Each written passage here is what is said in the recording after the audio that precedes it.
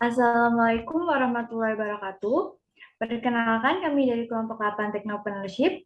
Sebelumnya, perkenalkan nama saya Tiara Liza Maeda, NIM 14014214249 sebagai moderator. Kemudian ada rekan-rekan saya. Silakan untuk memperkenalkan diri. Yang pertama, saya Rita Damayanti dengan NIM 14014214246.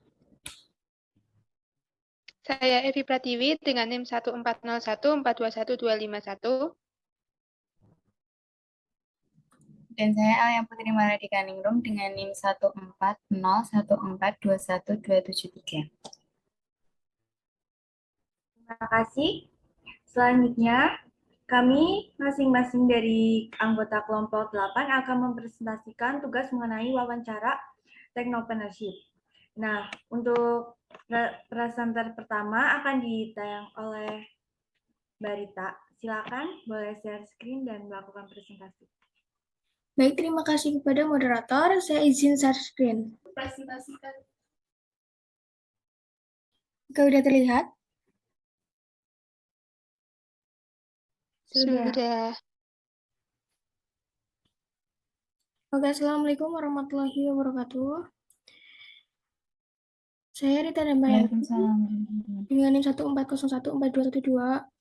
Mohon izin untuk mempresentasikan tentang hasil interview bisnis dan juga profil dari pebisnis, dan topik yang akan saya bahas pada kesempatan kali ini yakni seblak dan juga Peter Sondak. Untuk yang pertama, saya akan mempresentasikan hasil dari wawancara dengan nama brand seblak Mamake, dan topik yang dibahas pada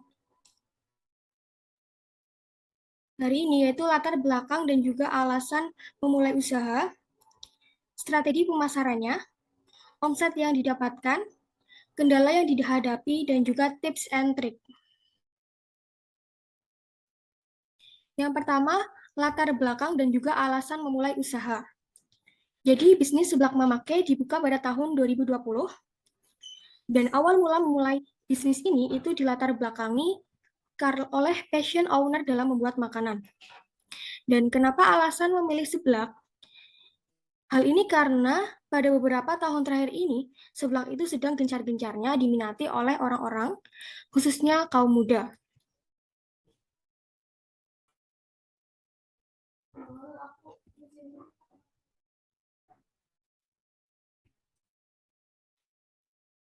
Selanjutnya, untuk strategi pemasarannya yang digunakan oleh seblak Mamake ini dilakukan dengan dua jenis. Yang pertama, online dan juga offline. Untuk fitur online sendiri itu menggunakan sosial media WhatsApp. Lebih tepatnya menggunakan fitur Snap WhatsApp. Lalu yang kedua itu dengan cara offline, yaitu dengan cara membuat baliho di pinggir jalan dan juga di depan toko.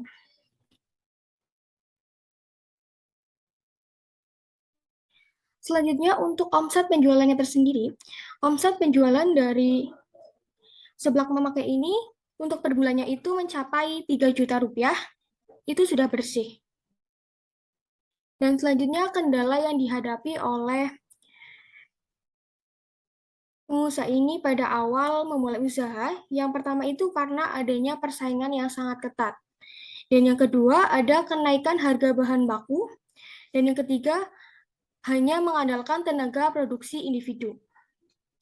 Selanjutnya, tips and trick dari pengusaha untuk kita mahasiswa sebelum kita memulai bisnis. Yang pertama adalah lihat bakat atau passion diri. Yang kedua, lihat kondisi pasar. Saat ini, apa saja yang sedang diminati atau apa saja yang sedang trends. Yang ketiga, analisis kelebihan dan juga kekurangan bisnis yang akan kita jalankan. Apakah menguntungkan atau malah merugikan. Dan yang keempat, analisis bahan baku dan juga keuntungannya. Untuk selanjutnya, saya akan membacakan profil pengusaha dari pengusaha terkenal, sang pemilik usaha yang sangat menggurita, yakni Peter Sondak. Salah satu orang terkaya di tanah air, yang memiliki 49 perusahaan tergabung di Raja Wali Group. Dan poin-poin pembahasannya, yang pertama ada profil pribadinya, yang kedua ada perjalanan karirnya, yang ketiga ada perusahaan yang dimilikinya. Yang pertama, profil pribadi dari Peter Sondak. Tanggal lahirnya 23 Juni 1953 dan lahir di Manado, Sulawesi Utara. Umur beliau saat ini 67 tahun dengan kebangsaan Indonesia. Memiliki pasangan Eviap Mulcoharjono dan pekerjaan atau jabatan saat ini adalah CEO dan Chairman Raja Wali Corpora. Kekayaan bersih dari data 2020 yakni mencapai 1,5 miliar US dollar. Dan sumber kekayaan beliau itu berasal dari investasi, hasil usaha sendiri, dan perusahaan terkenal yang beliau miliki adalah Raja Wali Corpora. Selanjutnya,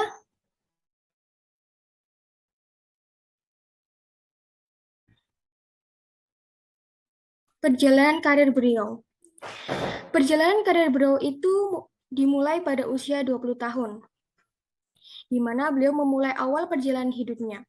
Hal ini karena pada usia tersebut ayah dari Peter Sondak itu meninggal dunia sehingga Peter menjadi kepala keluarga. Lalu Peter mengambil alih bisnis keluarga, yakni bisnis produksi minyak kelapa dan juga bisnis ekspor kayu.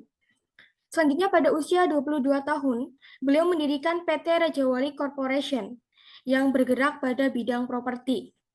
Akan tetapi, PT Raja Wali pernah mengalami kegagalan juga. Dan beliau banyak kehilangan dalam bisnis ini, kehilangan khususnya dalam segi modal. Selanjutnya pada tahun 1984, Raja Wali Corporation menggandeng Bambang Triatmojo sebagai mitra bisnis pertamanya.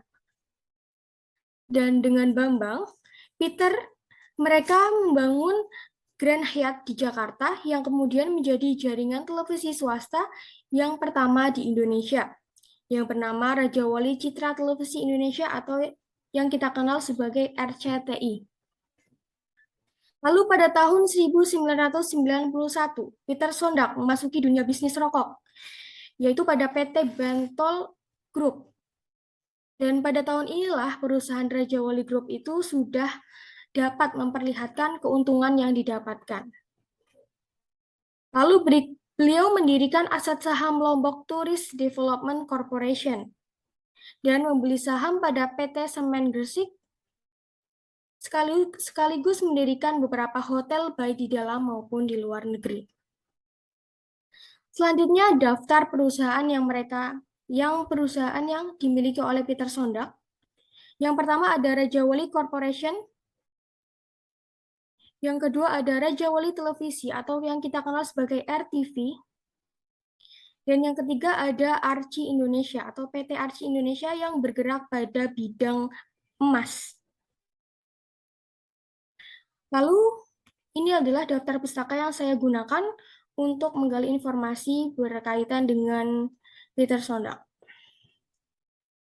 Baik, sekian presentasi yang saya sampaikan. Saya ucapkan terima kasih. Wassalamualaikum warahmatullahi wabarakatuh. Waalaikumsalam warahmatullahi wabarakatuh. Waalaikumsalam warahmatullahi wabarakatuh.